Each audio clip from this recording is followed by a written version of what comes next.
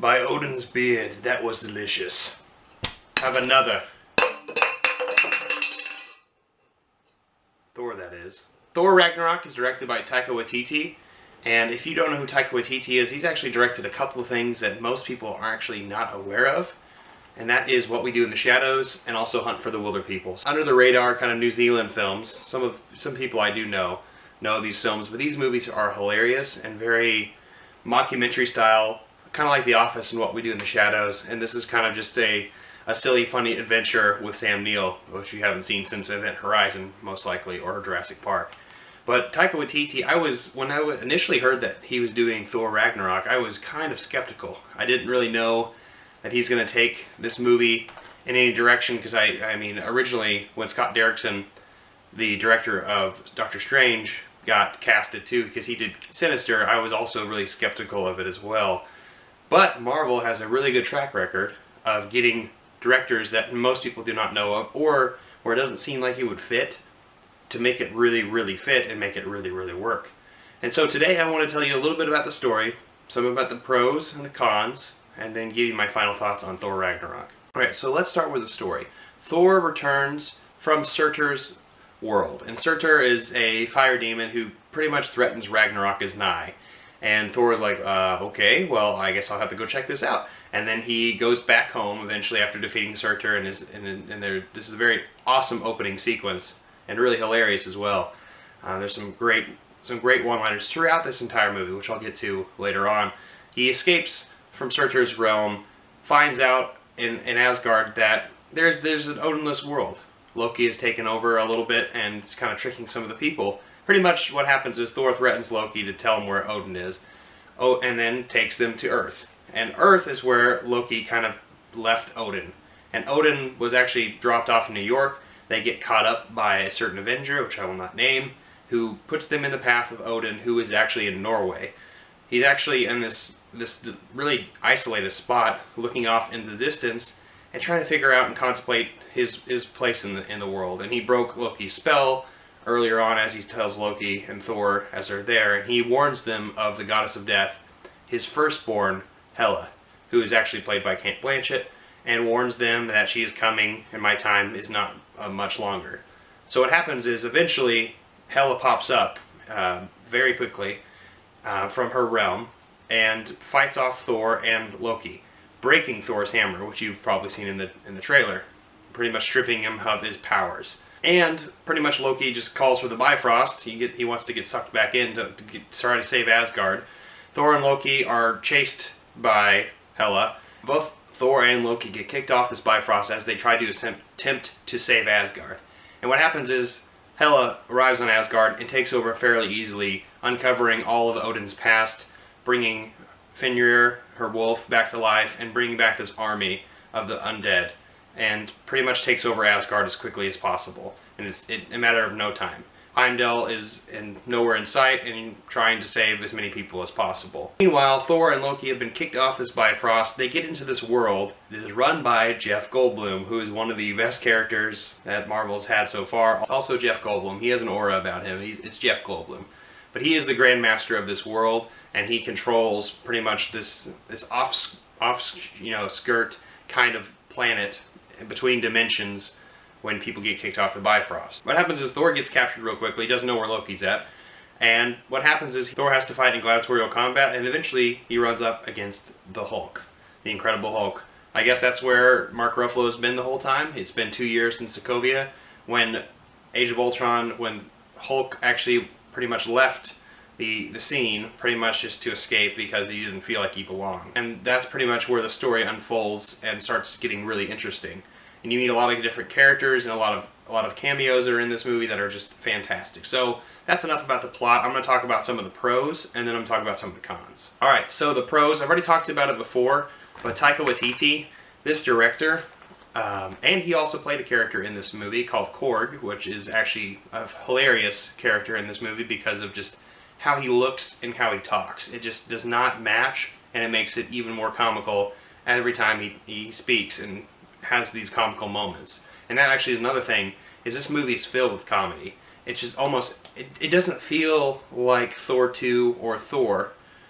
It's like more of a Guardians of the Galaxy type of movie where it just seems like there's one-liners after one-liners after one-liners, which I'll get to in a second. It could potentially be a detriment as well. But there's some things that about Taika Waititi that I really enjoyed. Besides being Korg, himself as a director, he nailed this movie. For some people who, I know a lot of my friends who put Thor last on their Avengers list. They're like, yeah, Thor's just not my favorite. And I've always actually loved Thor. He's actually my second favorite after Iron Man, but that's because of personalities. I enjoy his personality a lot. But they finally made a Thor movie where most people care about it.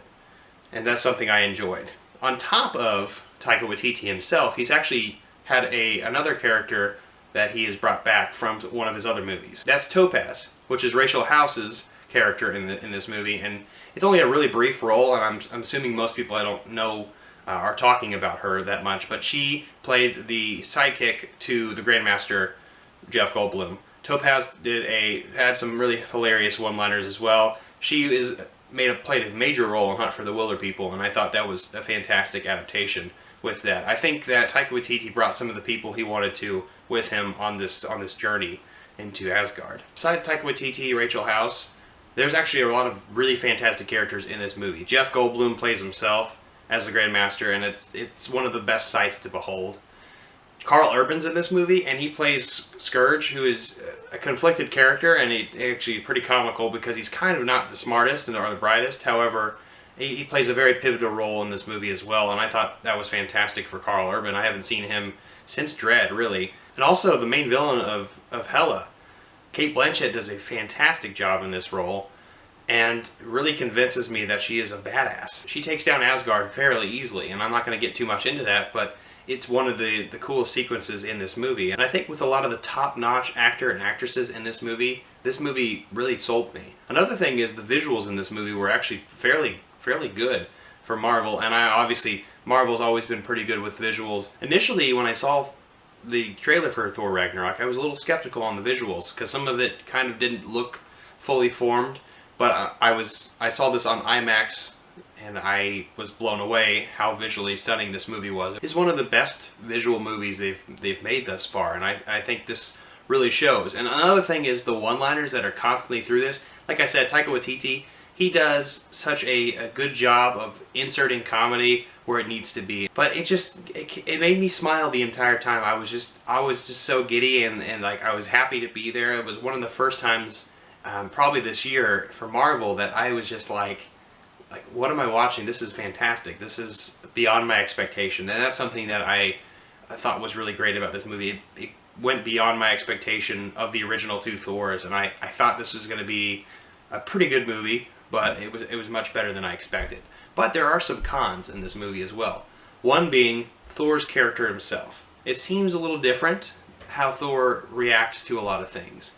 And that's something that I felt a little odd. He reminded me a lot more of Tony Stark. So he's gotten a lot wittier, and he's trying to play this comical character where he kind of seemed like a brute in the first two Thor movies and also in Avengers Age of Ultron. He seems to be more gimmicky and kind of laughable, and that's something that is good, and I think this is what drew me in to this movie. However, it doesn't seem to fit Thor's character, and that's something that could potentially be a flaw. Another thing is there are some deaths in this movie, and I'm not going to get into those, but there wasn't really any mourning for them, especially some of Thor's friends that potentially could have affected him, but it didn't really go into depth with that. I mean, obviously it would have diverted the story a little bit, but it didn't really seem like he digested those deaths well or knew about them. And that's something that I thought could have been potentially a con. And the third thing is, this may or may not be some people's take on it, but it may have relied too much on comedy. I loved the aspects of this movie. I loved how comedic it was. It actually drew me in the whole time. But like I said before with Thor's character, it doesn't seem like it fits the mold all the time. And sometimes you could potentially be like, okay, this seems like Guardians of the Galaxy Part 3, but but with Thor. So what is this? What do I give this movie? I think I give this movie a 4 or a 4.5 out of 5. This is one of my favorite Marvel films right now. I initially said it when I was with my friends at the IMAX that this is probably potentially in my top 5 Marvel films of all time after my cinematic universe list that I've actually already made, and I already talked about. If you want to watch that video, it'll be in the link down below. But this is one of the movies that actually just made me smile the whole time, and just kind of, it was one of those times, it reminded me of the first time I saw the Avengers in theater. It just made me smile, and I was just really happy to be there. And so that being said, I want to hear your thoughts on Thor Ragnarok. Give me a like, comment down below, and let me know your thoughts on that.